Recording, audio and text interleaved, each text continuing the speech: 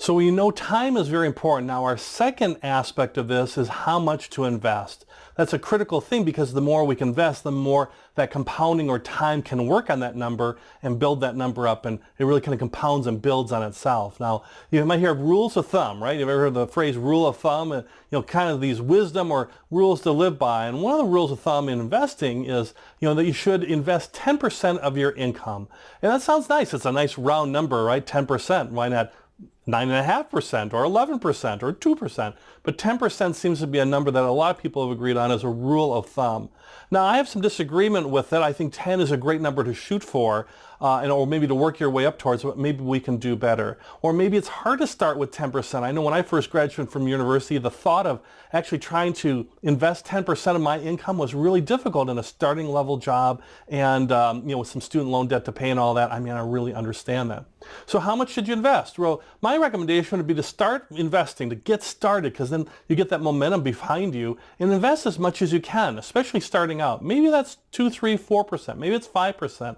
Maybe it's $50 or $100 US a month. Whatever it is, you can find some low-cost mutual funds. You can find some things to invest in where you can get started with some lower-cost investments, some index funds, possibly exchange trade funds, different things you can look at as far as an investment vehicle. But to get started, particularly if your employer maybe has a plan at work where they might match up to the first 3%. In the U.S., they would call those 401k plans, but maybe in other parts of the world, you might have a similar work plan or government plan that you can contribute to. And the key is to get started and to contribute, because letting that time build up, even over a small amount, is huge and very impactful, as we saw looking at the Money Chim compound interest calculator. So start with whatever you can and try to strive for that 10%. It's a good rule for a reason. So try to strive to get to that 10%, but then start, going beyond that. Go to 11, 12. Try to strive to get to 15%, and then beyond that, or even more, really stretch. Just think if you did 30% of your income, how much more impactful that'd be, especially over a long time horizon. We'll talk about risk and reward coming up next,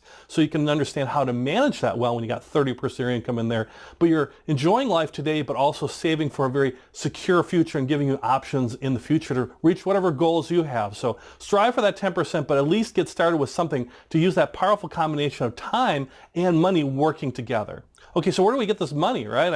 I talked about how I got started was, didn't have any money, was actually $10,000 in debt from student loans.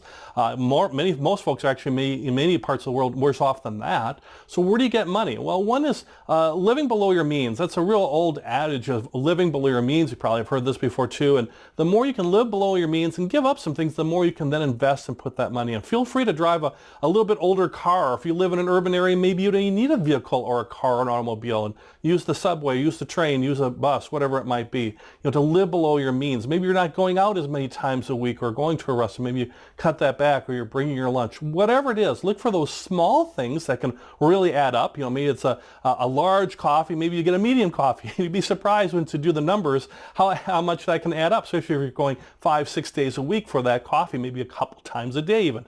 Look at those small things. I'll be surprised, like, boy, that really adds up. But also, a lot of folks say, well, look at the small things, because it's true, they do add up, but then they might ignore like these big monster things, like I have a big car payment, or I have this big expense, that I'm not taking, that I'm not even using. I just have this big expense every month. Maybe it's for cable TV or something like that. Maybe it's cellular phone, extra services. See what you can cut back or pay back from there, or maybe live without. So look at those small areas and those big areas, and then direct those things into your investments. And one other good thing that really works well, and did work for me over my whole career, is taking things like raises or bonuses, maybe you're in a commission type thing, and taking that money and just plowing it right into investing. That doesn't mean you can't take a little bit and go out and have a nice dinner to celebrate your promotion or something like that, or a nice bonus you made. Maybe even take a nice trip, even maybe a frugal type trip. You can do that too. But many people, they get like maybe a big windfall of money, or maybe they get a bonus and they just blow it right away. It was like, was it worth it for that amount of time? When you think about the power of compounding over time, if I earned, let's say, a $10,000 bonus, what a great thing.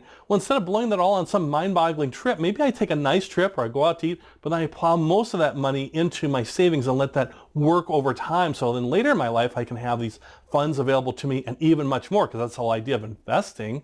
We're trying to grow that pot of money. So my feeling is, enjoy life now for sure, but also, you're investing to have that secure future. Many people live like paupers and all that when they could live a little bit better. That's all up to you. It's your own personal choice. I would say, you'd be well ahead to give up some things now for that secure future long term. One last comment too about the right amount to invest. One thing you'd want to do, and highly recommend, and others recommend this too, is to build up an emergency fund for those unexpected bills. Maybe it's a health bill or healthcare bill or an automobile repair or something that you're like, gosh, I just got hit with this repair or this bill and I wasn't expecting it. That's where your emergency fund comes into play. I'd recommend, or other folks recommend, like 6 months worth of expenses, that you look at your budget, you look at your expenses, you track your expenses and say, if I lost my job or I was out of work or I had an unexpected bill, I would have, it's good to have 6 months of your expenses, not your income, but 6 months of your expenses available to you in a fund, cash, whatever it might be, that you can easily get at, easily liquidate. So start with a 6 month, but depending on your situation, you can maybe move that down to 3 months if you've got more funds in other places, or you've got some money and maybe you don't have to, expecting many things. You can play that down a little bit to 3 months, but you still need something, so maybe go to 3 months. Or you might need to build that up to 9 months or even a year, depending on your situation. Like maybe you're in a job where it's the job's kind of shaky. Maybe the company's really struggling, or there's a lot of layoffs in your industry. If you're in that situation, you might want a longer emergency fund because you might need to help cover your expenses during a period of a layoff or during a period of unemployment for you. So the whole idea of emergency fund, though, is it's there for emergency. So create your emergency fund, get your expenses paid, start paring back where you can with your expenses, and then at least get started with investing to let the power of investing and time work for you, and then build on that over your career and over your investing life cycle. You get those two things together, those core principles, and just to think about those, even if you've been investing for some time, can be very, very impactful. So right now, if you're like, I've been investing for some time, maybe now's the time to say, maybe I can invest a little bit more. Or maybe if I'm getting started with investing, maybe I can just get started now and see the advantages of that and play around with the MoneyChimp compound interest calculator or other calculators that are for free out there on the internet. The MoneyChimp is free, so take advantage of that one. All right, so those are two core concepts. Let's move on to the third core concept, which is risk and reward, or how much are we going to make on this money?